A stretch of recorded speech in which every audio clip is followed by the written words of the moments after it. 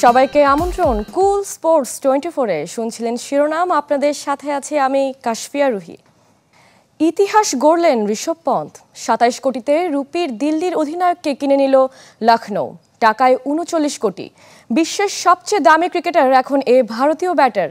যদিও তার রেকর্ডের ২০ মিনিট আগে ২৭ কোটি রুপিতে শ্রেয়াস আয়ারকে কিনে আরেক রেকর্ড গড়েছিল পাঞ্জাব।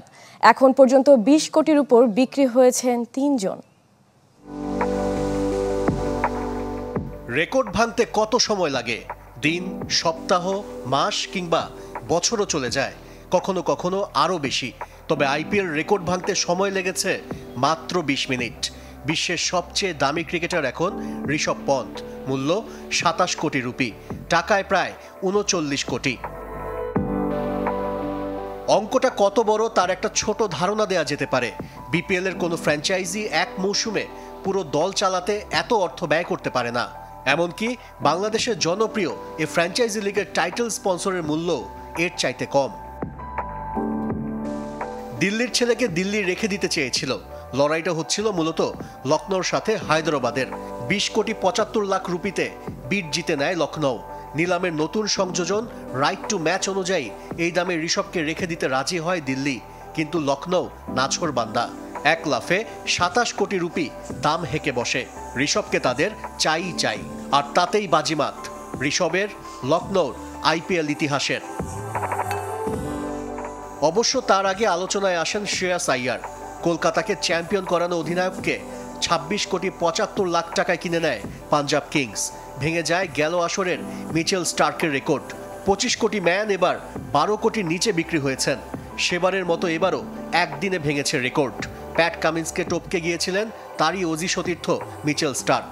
আর ভেঙ্কটেশ আইয়ারকে ২৩ কোটি ৭৫ লাখ রুপিতে কিনে রেকর্ডের তালিকায় যুক্ত হয়েছে কলকাতা নাইট রাইডার্স। এবারের নিলামে ভারতীয়দের জয় জয়কার। ১৮ কোটি রুপিতে আর্শদীপকে কেনে সানরাইজার্স হায়দ্রাবাদ। তবে রাইট টু ম্যাচ কার্ড ব্যবহার করে ঘরের ছেলেকে ঘরে রেখে দেয় পাঞ্জাব কিংস। সমপরিমাণ অর্থে যুজবেন্দ্র চাহালকেও কিনেছে ফ্র্যাঞ্চাইজিটি। বিদেশিদের মধ্যে প্রথম দিন সবচেয়ে বেশি দাম উঠেছে জস বাটলারের। ৭ মৌসুম পর রাজস্থান ছাড়লেন এই ইংলিশ তারকা। প্রথম দিন নিলামে উঠেছে ৮৪ ক্রিকেটার। বাকি ৪৯৩ জনের ভাগ্য ঝুলে থাকবে দ্বিতীয় দিনের শেষ পর্যন্ত। আশিক রুদ্র, চ্যানেল 24। আজ আইপিএল নিলামে নাম উঠতে পারে বাংলাদেশি ক্রিকেটারদের, নাও উঠতে পারে তাদের ছাড়াই শেষ হতে পারে আইপিএল নিলাম। তালিকায় নাম থাকলেও দলগুলোর আগ্রহের উপর নির্ভর করবে অকশন টেবিলের নাম ওঠা। নতুন নিয়ম এক্সিলারেট অকশন পদ্ধতির ফল দেখা যাবে সোমবার। সম্ভাবনায় কিছুটা এগিয়ে মোস্তাফিজ। ক্রিকেট প্রেমীদের আগ্রহ জুড়ে আইপিএল নিলাম। কার মূল্য কত, কোন ক্রিকেটার সবচেয়ে বেশি দামি, এ নিয়ে তুমুল আলোচনা। তবে সবকিছুই ভিনদেশিদের নিয়ে। খবর নেই বাংলাদেশি ১২ ক্রিকেটারের। প্রথম দিন থাকার কথাও ছিল না। সৌদি আরবের জেদ্দায় মেঘা নিলামের দ্বিতীয় দিন নাম উঠবে বাংলাদেশি তারকাদের। আসলে উঠতে পারে, নির্ভর করবে ফ্র্যাঞ্চাইজিগুলোর আগ্রহের উপর। চূড়ান্ত তালিকায় থাকা ৫৭৪ জনের মধ্যে ১১৬ ক্রিকেটারের নাম উঠবে নিশ্চিত। বাকিগুলো নতুন নিয়ম অ্যাক্সিলারেটেড অকশন পদ্ধতিতে। দ্রুত নিলাম শেষ করতে এমন পদ্ধতি বেছে নিয়েছে বিসিসিআই। ১১৭ থেকে ৫৭৪ নম্বর পর্যন্ত ক্রিকেটারদের মধ্য থেকে ১০ ফ্র্যাঞ্চাইজি বেছে নিতে পারবেন তাদের পছন্দ। এরপর হবে সেই তালিকার উপর নিলাম। তারপর যারা অবিকৃত থাকবেন তাদের জন্য আসবে আরও একটা শেষ সুযোগ। এ তালিকায় ১৮০-র পর বাংলাদেশিদের অবস্থান। টাইগার পেসার মুস্তাফিজুর রহমানের দল পাওয়ার সম্ভাবনা বেশি। ২০১৬ সাল থেকে নিয়মিত খেলছেন আইপিএল। গত আসরেও একমাত্র বাংলাদেশি ছিলেন তিনি। চেন্নাই ছেড়ে দেওয়ার পর তার ভিত্তিমূল্য ২ কোটি রুপি। শেষ আসরে দল পাননি সাকিব আল হাসান। এবার ভিত্তিমূল্য কমিয়ে ১ কোটি রেখেছেন সাকিব। তবে ফর্মের কারণে দল পাবেন কিনা এ নিয়ে আছে শঙ্কা। লেগ স্পিনারের কদর দেখা যায় আইপিএলে। আশাবাদী রিশাদ হোসেন, কিন্তু ভারতের মাটিতে তার পারফরমেন্স হয়নি প্রত্যাশা অনুযায়ী। তাসকিন শরীফুল, হাসান মাহমুদ, নাহিদ রানারা নিজেদের ভিত্তিমূল্য রেখেছেন ৫০ লাখ রুপি। আইপিএলে দল পাওয়ার কঠিন বাস্তবতা জানা ক্রিকেটারদের। তারপরও নিলামের নাম দিয়ে আশায় বুক বাঁধেন Liton, Towhid Hridoy, Sheikh মেহেদিরা। Ariful Islam, channel 24, Dhaka. Champions trophy নিয়ে শঙ্কা কাটতে চলেছে। হাইব্রিড মডেলেই হবে এই টুর্নামেন্ট। পাকিস্তান সফরে যেতে ভারত অস্বীকৃতি জানানোর পর জটিলতা শুরু হয়। এ নিয়ে পাকিস্তানও নিজেদের সিদ্ধান্তে অনড় থাকে। তবে আইসিসি দুই বোর্ডের সাথে আলোচনা শেষে হাইব্রিড মডেলে রাজি করায়। ভারত তাদের গ্রুপ পর্বের সব ম্যাচ খেলবে দুবাইয়ে। টিম ইন্ডিয়া সেমিফাইনাল ও ফাইনালে খেলবে, সেটাও দুবাইয়ে হবে। বাকি সব ম্যাচ পাকিস্তানে। চ্যাম্পিয়ন্স ট্রফিকে সামনে রেখে সংস্কার কাজে ব্যয় হওয়া অর্থ সহ ক্ষতিপূরণ হিসেবে বাড়তি টাকাও পাবে পিসিবি। 1 ডিসেম্বর জয় শাহ আইসিসি সভাপতি হওয়ার পর আনুষ্ঠানিক ঘোষণা আসবে। এবার ইউরোপিয়ান ফুটবলের খবর। ইপিএলে জয় পেয়েছে লিভারপুল। 3-2 গোলে হেরেছে সাউদাম্পটন। ইপসউইচের সঙ্গে 1-1 গোলে ড্র করেছে ম্যানইউ। লা লিগায় লেগাসানকে 3-0 গোলে হারিয়েছে রিয়াল মাদ্রিদ। সিরিয়াতে নেপোলির কাছে 1-0 গোলে হেরেছে রোমা।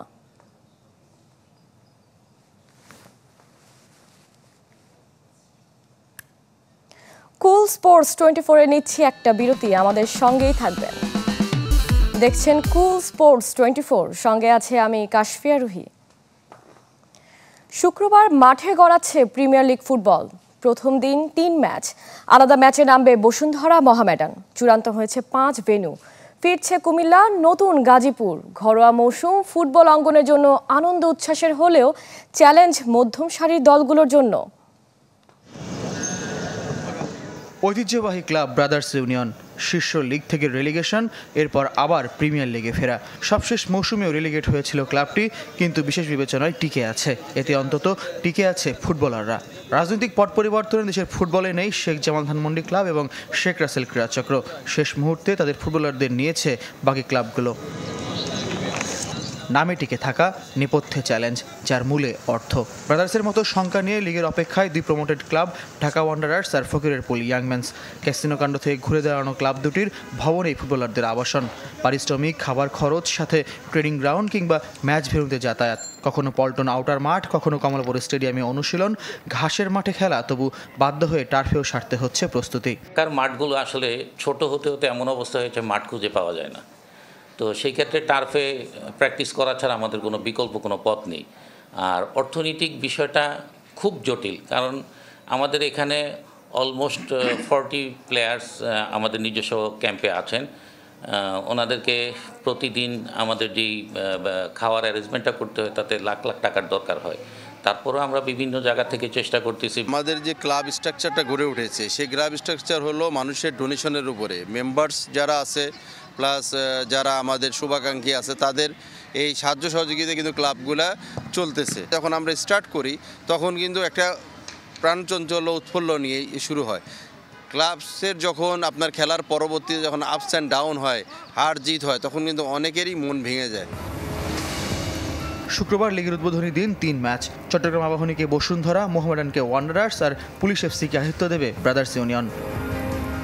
চূড়ান্ত হয়েছে লিগের 5 ভেন্যু। ঢাকার কিংস অ্যারেনা বসুন্ধরা আর ফর্টিজ এফসির home venue. Mymensingh police FC, Chittagong Abahani আর মুন্সিগঞ্জ ব্রাদার্স ও রহমতগঞ্জের। শীর্ষ লিগের ভেন্যু হিসেবে ফেরা কুমিল্লা, আবাহনী ও মোহামেডানের হোম ভেন্যু। আর প্রথমবার যুক্ত হওয়া গাজীপুরের শহীদ বরকত স্টেডিয়াম পেয়েছে ওয়ান্ডারার্স ও ফকিরের পুল। ডিসেম্বরের প্রথম মঙ্গলবার মাঠে গড়াবে মৌসুমের শেষ আসর ফেডারেশন কাপ। ফয়জুল ইসলাম, চ্যানেল 24, ঢাকা। নতুন জাতীয় রেকর্ড গড়লেন ভারোত্তোলক মাবিয়া আক্তার সীমান্ত।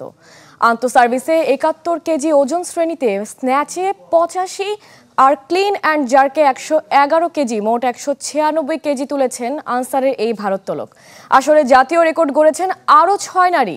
85 কেজি ওজন শ্রেণীতে বৃষ্টি আক্তার, 55-তে মার্জিয়া আক্তার আর 59 কেজিতে রেকর্ড বুকে নাম তুলেছেন স্মৃতি আক্তার। এছাড়া জোহরা আক্তার, কাজী লিপি এবং সাহেলা আক্তারও গড়েছেন রেকর্ড। রোববার নারীদের পর্বে সেরা হয়েছে সেনাবাহিনী। সেরা ভারোত্তোলক স্মৃতি আক্তার।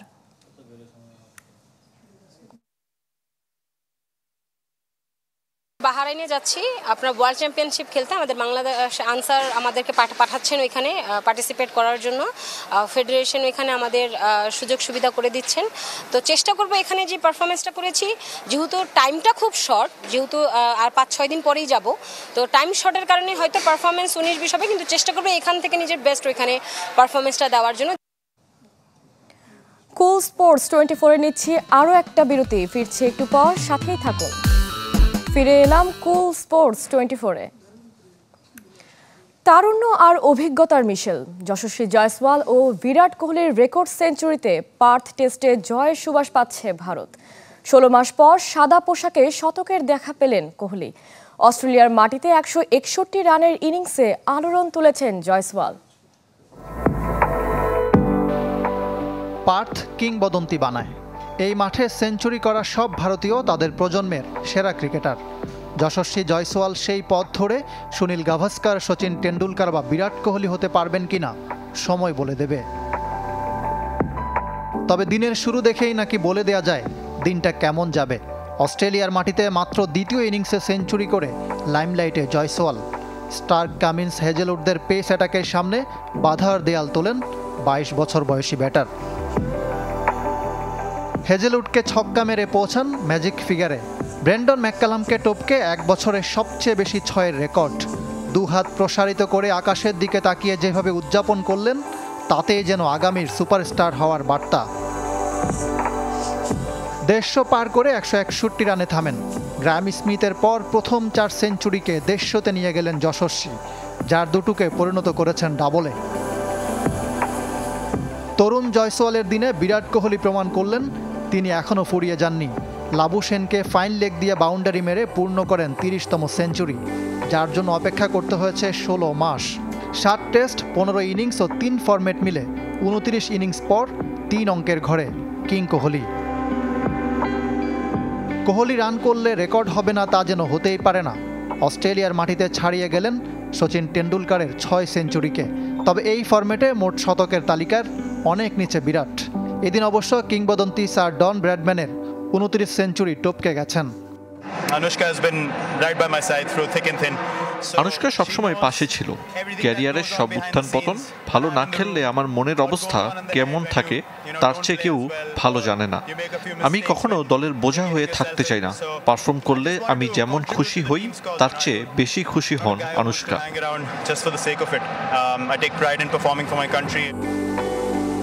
কোহলি সেঞ্চুরি তুলতেই 533 রানে এগিয়ে ইনিংস ঘোষণা করে ভারত। জাসপ্রীত বুমরার বলে জয়ের সুবাস নিয়ে টিম ইন্ডিয়া যখন মাঠ ছাড়ছিল, তখন কোহলিকে সামনে রাখার চেষ্টা করছিলেন সবাই, কিন্তু তিনি এগিয়ে দিলেন জয়সওয়ালকে, ছড়িয়ে দিলেন নতুনের জয়গান। ইকরাম হুসাইন, চ্যানেল 24। এই ছিল কুল স্পোর্টস 24-এর এখনকার আয়োজনে। ধন্যবাদ সঙ্গে থাকার জন্য।